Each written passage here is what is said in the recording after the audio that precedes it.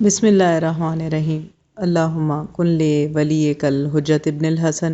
صلواتک علیہ وعلی آبائہ فی ہذہ الساعۃ وفی کل ساعۃ ولیا وحافظا وقائدا وناصرا ودلیلا وعینا حتی تسکنہ ارضک طوعا وتمتعہ فیہا طویلا برحمتک یا ارحم الراحمین۔ اللہم صلی علی محمد وآل محمد وعجل فرجہم۔ السلام علیکم کنیزان زہرا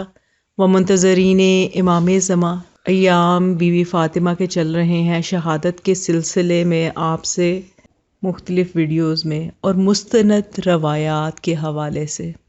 کچھ بہار الانوار سے، امالی سے، بیت الحزن سے، مستند کتب سے روایات شیئر کروں گی کہ کتنے مصائب میری بیوی پہ ٹوٹے کہ جن کے بعد آپ کو یہ کہنا پڑا سبت علیہ مصائب۔ مدینے کے گلی کوچو یہ خاموشی مبارک ہو، مدینے کے گلی کوچو یہ خاموشی مبارک ہو، تمہاری نیند میں کوئی خلل پیدا نہیں ہوگا، تمہیں دن رات کی تقسیم میں فرصت میسر ہو، تمہیں دن رات کی تقسیم میں فرصت میسر ہو، نہ دن کے بین اٹھیں گے نہ راتوں کا فغاں ہوگا۔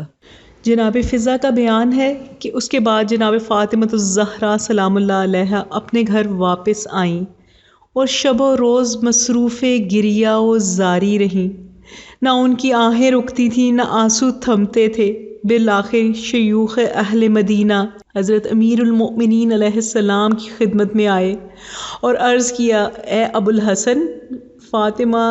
دن رات گریہ کرتی ہیں، جس کی وجہ سے نہ تو ہم رات کو چین سے سو سکتے ہیں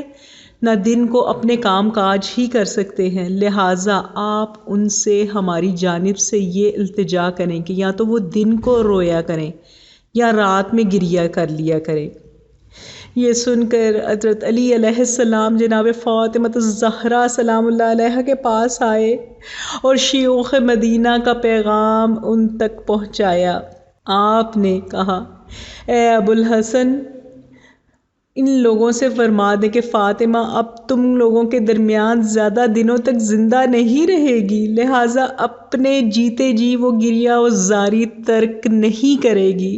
اسی طرح شب و روز اپنے بابا کی جدائی میں گریہ و زاری کرتی رہے گی تائین کہ اپنے بابا سے ملاقات کرے۔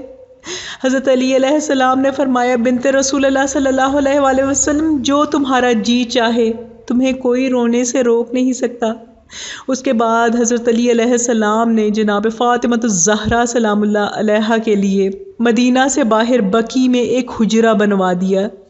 جس کو بیت الحزن کہتے ہیں۔ چنانچہ جناب فاطمہ الزہرا سلام اللہ علیہا کا اس کے بعد یہ دستور ہو گیا